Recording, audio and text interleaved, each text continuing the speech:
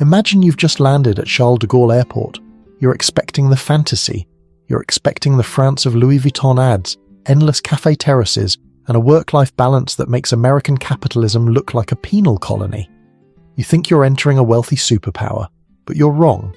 You're stepping into a country that is quietly, politely, and steadily going broke. A country where the middle class is evaporating, where the most ambitious young people are fleeing, and where the government is sitting on a debt bomb that makes Italy look fiscally responsible. The croissants are still good, but the economics, they're terrifying. Welcome to the reality of the French decline. Here are 7 reasons why France is poorer than you think. 1. The Smicardization of the soul. Let's play a game. Imagine you're a young French professional. You did everything right. You suffered through the classes preparatoires, you got your master's degree, you speak decent English. You land a good job in a mid-sized city like Lyon or Bordeaux. You open your first paycheck and you stare at it. 940 euros. That's the net monthly median salary in France as of 2024. That means half the population earns less than that. Now, compare that to your friend who didn't go to college. Maybe they work as a cashier or a cleaner or an unqualified server. They're on the SMIC, the Salaire Minimum Interprofessionnel de Croissance, the minimum wage. As of 2024, the net SMIC is around 1,400 euros. Do you see the problem? The gap between surviving and middle class is less than 550 euros a month. In the US, the gap between a minimum wage worker and a median earner is massive. In France, it's a rounding error. This phenomenon has a name. Economists call it Smicardization. It's the great flattening. Over the last 20 years, France has essentially compressed its wage structure into a pancake. Because the cost of labour is so high for companies, we'll get to the taxes later, oh boy, will we? Employers simply cannot afford to give raises.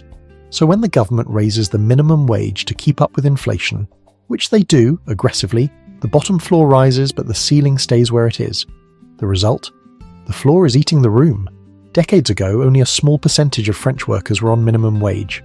Today, it's over 17% of the workforce, and for millions more, they are hovering just a few euros above it. Imagine the psychological toll of that. You study for 5 years, you take on stress, you manage a team, and you take home barely more than the guy stocking shelves.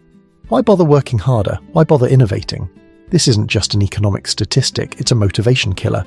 It turns the entire country into a participation trophy, where the prize is barely being able to afford rent. Speaking of rent, if you think that 900 euros goes far because healthcare is free, let me introduce you to the French real estate market. In Paris, a decent studio apartment, not a palace, a box where you can touch the fridge from your bed, costs between 200 euros and 1,500 euros a month. Do the math. On a median salary, living in the capital is mathematically impossible without roommates or rich parents. You aren't living in Paris, you are camping in it. 2. The museum economy, deindustrialization. If you drive 2 hours north of the luxury boutiques of Paris, you enter a different world. This is the Rust Belt of France, the Hauts-de-France, the Grand Est. This is where the ghost of French industry lives. You see, we have this image of France as a powerhouse. We think of Airbus, nuclear power plants and high-speed trains, and yes, those exist. But they are the remnants of a glorious past, not the indicators of a vibrant present. Here is the brutal truth. France doesn't make things anymore. Look at the numbers. Manufacturing now accounts for barely 10% of France's GDP. Compare that to Germany, where it's nearly double that, or Italy, or even Poland. France has deindustrialized faster and harder than almost any other Western nation. Why? Because for 40 years, French policy was obsessed with the idea of a post-industrial society. The geniuses in Paris decided that factories were dirty and old-fashioned. They wanted France to be a nation of consultants, designers, and luxury brand managers. They bet everything on services and tourism. They bet on becoming the museum of the world. And it worked, for the tourists. France is the #1 tourist destination on Earth.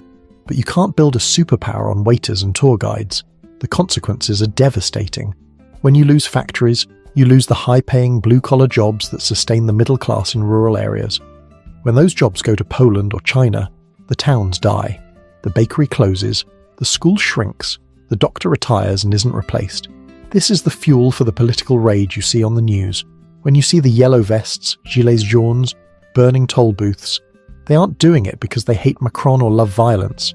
They're doing it because they live in these peripheral ghost towns where the only economic activity left is a supermarket and an Amazon warehouse. They are the casualties of the museum economy. While Paris sells €3,000 handbags to American tourists, the rest of the country is fighting over crumbs. And here is the kicker. During the COVID pandemic, France realized, in a panic, that it didn't even have the capacity to manufacture paracetamol. The country that invented the vaccine, Pasteur anyone, had to beg India and China for basic painkillers. That is the reality of a country that forgot how to build. Hey, quick pause. If you're realizing that your dream of moving to a chateau might need a budget adjustment, hit that subscribe button. We dig into the dark side of the global economy every week, and let me know in the comments. Would you rather earn €5,000 in a country with no healthcare, or was €500 in a country where it's free? I'm genuinely curious. 3. The debt bomb. No one talks about. Let's talk about the national credit card. You might hear about the US debt crisis a lot, but the US has a printing press and the world's reserve currency. France does not. France uses the euro. It cannot print its way out of trouble. It relies on the kindness of strangers, specifically bond markets and German patience. In 2024, France's public debt hit 113% of GDP. To put that in perspective, the European Union rules, the famous Maastricht criteria, say you're supposed to keep debt under 60%. France hasn't seen 60% since the internet was invented. Here is a fun, terrifying fact. France has not passed a balanced government budget since 1974. For 50 years, half a century, the French government has spent more than it earned. Every single year. Left-wing governments, right-wing governments, centrists. It doesn't matter. The addiction to spending is bipartisan. Where does the money go? It's not going into infrastructure, bridges are crumbling. It's not going into the military, we're relying on NATO. It's going into social protection. France spends a staggering 32% to 34% of its GDP on social spending. That is the highest in the world. Higher than Sweden, higher than Denmark. It is a welfare state on steroids. Now, don't get me wrong, it's nice to have a safety net. It's great that no one dies in the street from a lack of insulin. But this level of spending is mathematically unsustainable when your economy isn't growing. You're paying for a Rolls-Royce welfare state with a Peugeot economy, and the bill is coming due. In 2024, the interest payments on the French debt alone became one of the largest budget items, soon to eclipse the education budget. Think about that. France will spend more paying off past mistakes than it spends educating its future children. If that doesn't scream poorer than you think, I don't know what does. 4. The Great Salary Illusion, Tax Hellscape. If there is one thing France is world champion at, beating even Brazil in football, it is taxation. Let's go back to that HR office from earlier. Remember the €1,740 paycheck? To get that money into your bank account, a financial murder scene had to take place first. Here is how it works. And if you are American, sit down, because this might induce vertigo. Let's say a company wants to hire you for a decent mid-level job. They are willing to spend €60,000 a year on you. That is the super brute, the total cost to the employer. First, the government takes a massive bite called employer contributions. Poof, gone. Now your gross salary, the number written on your contract, is about €43,000. But wait, you don't get €43,000. Now the government takes employee contributions for social security, retirement, unemployment, etc. Another huge bite. Now you're left with your net salary, roughly €33,000. But we aren't done, because now you have to pay income tax on that net salary. By the time the money actually hits your pocket to buy groceries, nearly 50% of what your employer paid for your labour has vanished into the state coffers. France has the highest tax burden in the OECD. The government confiscates about 45 to 48% of the entire country's GDP in taxes and social charges every year. This creates a vicious cycle of poverty. Companies can't afford to pay high net salaries because the taxes on top are astronomical. Employees have no disposable income to spend, so the local economy stagnates. The government sees the stagnation and says, "We need more money to fix this," and raises taxes again. It's an economic boa constrictor. It squeezes slowly and you don't realize you're suffocating until you try to save money at the end of the month and realize you can't. And God help you if you try to get rich. France has a cultural allergy to wealth. We literally had a solidarity tax on wealth, ESF, for years that taxed you just for having assets, regardless of your income. It scared away thousands of millionaires. Macron replaced it with a real estate wealth tax, but the message remains. Success is suspicious. Please apologise for it by giving us half. 5. A Ponzi scheme called retirement. You probably saw the news in 2023. Paris was burning, garbage was piled high in the streets, riot police were charging through tear gas. Why? Was it a war? A coup? No. The government proposed raising the retirement age from 62 to 64. To the rest of the world, this looked insane. In Germany, the retirement age is heading to 67. In the UK and US, it's similar. But in France, asking people to work 2 more years was treated like a human rights violation. But here is the dark reality those protesters didn't want to admit. The French pension system is a demographic Ponzi scheme. It is a pay-as-you-go system. That means the money taken from your paycheck today isn't being saved for your retirement. It is being wired directly to a retiree right now. You are paying for your grandma's vacation in Nice. This system works great when you have 4 workers for every 1 retiree. That was France in the 1960s. Today, it's roughly 1.7 workers for every 1 retiree, and dropping. France is getting old. The baby boomers are retiring en masse, and the birth rate, while higher than the rest of Europe, is not high enough to replace them. So you have a shrinking pool of young, underpaid workers, remember the Smicardization, trying to support a growing army of retirees who are living longer than ever. The math is brutal. It simply does not work. The system is bleeding billions of euros a year. To plug the hole, the government has 2 choices. 1. Cut pensions, political suicide. 2. Raise the retirement age, political suicide, but slightly slower. So the country is stuck in a paralysed state of denial. The young know they will probably never see a full pension, yet they are taxed to death to pay for the old. It is an intergenerational robbery that is making the working population poorer every single day. 6. The Great Brain Drain, Exodus of the Elite. If you walk into a Goldman Sachs office in London, a Google office in Zurich, or a research lab in Montreal, look at the badges. You will see a shocking number of French names. France produces brilliant minds. The education system, specifically the elite Grandes Écoles, is fantastic at churning out world-class engineers, mathematicians and financiers. But France cannot keep them. This is the brain drain, and it is bleeding the country dry of its most valuable resource, human capital. Imagine you're a top-tier AI researcher. Option A, stay in Paris. Earn $45,000 a year. Pay 50% taxes. Struggle to rent a 30-square-meter apartment. Deal with a gloomy hierarchy where you wait 15 years for a promotion. Option B, move to California or Switzerland. Earn $150,000 a year. Pay lower taxes. Live in a house. Lead a team immediately. It's not a hard choice. Estimates suggest that between 2.5 and 3 million French citizens live abroad. But it's not a random sample. These are the risk takers, the entrepreneurs, the scientists. When the smartest people leave, innovation leaves with them. This is why there is no French Google or French Amazon. There are very few French tech giants created in the last 20 years. The founders left. They built Snowflake in the US. They built Moderna, the CEO is French, in the US. France is effectively subsidizing the rest of the world. The French taxpayer pays for the expensive education of these geniuses, and then the US or UK economy reaps the profits of their labor.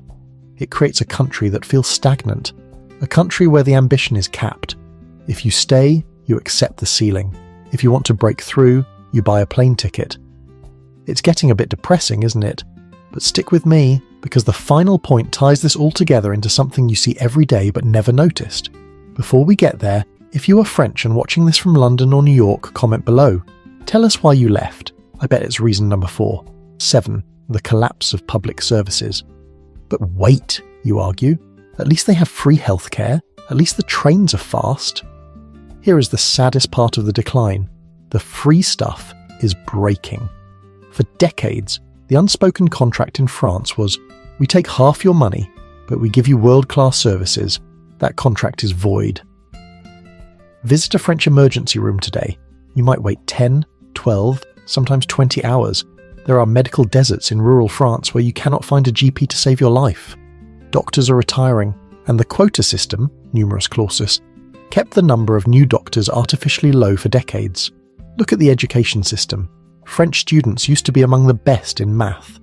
In the latest PISA rankings, France has dropped to the middle of the pack, with inequality skyrocketing. Teachers are underpaid and demoralised, leading to a recruitment crisis where the government is hiring unqualified staff just to put warm bodies in classrooms. Look at the justice system. It is notoriously slow and underfunded. The tragedy is that the French are still paying luxury prices, high taxes, but receiving budget service. When the public sector fails, those with money opt out. They send their kids to private schools, they go to private clinics, they use private security. This creates a two-tier society. The rich insulate themselves from the decline, while the poor and the middle class are left with crumbling infrastructure. The égalité carved onto the front of the town halls is starting to look less like a promise, and more like a cruel joke. 8. The world champions of pessimism. If economics is the hardware of a country, psychology is the software, and France's software is glitching. You might think the most pessimistic people in the world live in war zones or places with extreme poverty. You'd be wrong. Year after year, global polls like BVA Gallup show that the French are the most pessimistic people on earth, often ranking lower than citizens of Iraq, Afghanistan or Colombia regarding their view of the future. This is the hidden tax on the French economy: depression. Why is a country with 5-week paid vacations, the best cheese in the world, and high-speed trains so miserable? It comes down to the gap between expectation and reality. The French are raised on the myth of La Grande Nation. They grow up hearing about Napoleon, de Gaulle, the Enlightenment, and the Universal Declaration of Human Rights. They are told they are the centre of the civilized world. But when they look out the window, they see a country that is shrinking in influence. They see a language that is being replaced by English, or Globish, in business. They see their culture being Netflixized. This creates a collective cognitive dissonance. It's like a fading aristocrat who still lives in the castle but can't afford to heat it. They wear the velvet robes, but they're shivering. This pessimism becomes a self-fulfilling prophecy. Consumers don't spend because they fear the future. Saving rates in France are unusually high. Entrepreneurs don't start businesses because they fear failure is permanent. In France, bankruptcy is a social scarlet letter, unlike in the US, where it's a badge of honor. Voters embrace radicalism because they feel the system is rigged against them. This psychological weight is perhaps the hardest thing to fix. You can change a tax law in a week. You cannot change a national mood in a decade. France is currently trapped in a cycle of déclinism, an obsession with its own decline, that makes it almost impossible to rally the country for the painful reforms it actually needs. 9. The canary in the coal mine for the West. Now, before you sit back in your chair in Chicago, London or Toronto and laugh at the French, let me give you a warning. France is not an anomaly. It is a time machine. France is showing you exactly what happens when a wealthy Western democracy runs out of road. It is the test case for a specific type of economic disease that is coming for everyone else. Look at the symptoms. 1. Aging population. France hit the demographic wall first. The US is 10 years behind. 2. Deindustrialization. France gutted its factories faster, but the US Rust Belt is telling the same story. 3. Debt addiction. France's 110% debt to GDP is shocking, but the US is racing to catch up, running trillion-dollar deficits in peacetime. 4. Political polarization. The collapse of the centrist parties in France, socialists and Republicans, are basically dead, and the rise of the extremes, Le Pen versus the far left, is a preview of the polarization tearing apart the US and UK. France is the laboratory. It is trying to maintain a 20th century standard of living, with 21st century demographics and 19th century industrial thinking. If France collapses, if the bond vigilantes finally attack French debt, if the EU has to bail out the second largest economy in Europe, it won't just be a French problem. It will be a global financial cataclysm. It will be 2008, but with better wine and angrier rioters. So when you look at France, don't just see a poor country. See a warning flare. Final thoughts. So is France doomed? Is it destined to become a sprawling open-air museum where tourists throw coins at the natives? Not necessarily. France has bounced back before. This is a country that survived the 100 Years' War, the Revolution, 2 World Wars and occupation. There is a resilience in the French character, a stubbornness that shouldn't be underestimated. There are signs of life. The tech scene in Paris, Station F, is growing. There is a generation of young French people who are tired of the old dogmas, who want to work, build, and disrupt. They are fighting against the gravity of the system, but the math is relentless. The debt is real. The aging is real. The poverty of the middle class is real. France is currently living on borrowed time and borrowed money. The illusion of wealth is maintained by debt, and the social peace is maintained by spending money the state doesn't have. The question is not if the correction is coming. The question is when. And for you, the lesson is simple. Don't let the postcard fool you. Don't let the luxury brands distract you. And most importantly, look at your own country's balance sheet. Because the French disease is contagious, and you might already be infected. If you want to understand who might fall next, you need to watch our upcoming video on Why Germany is Dying Quietly, The Way Forward. It makes the French situation look like a picnic. And if you learned something today, if I shattered your Emily in Paris fantasy just a little bit, hit that like button. It helps the algorithm more than a government subsidy. See you in the next one.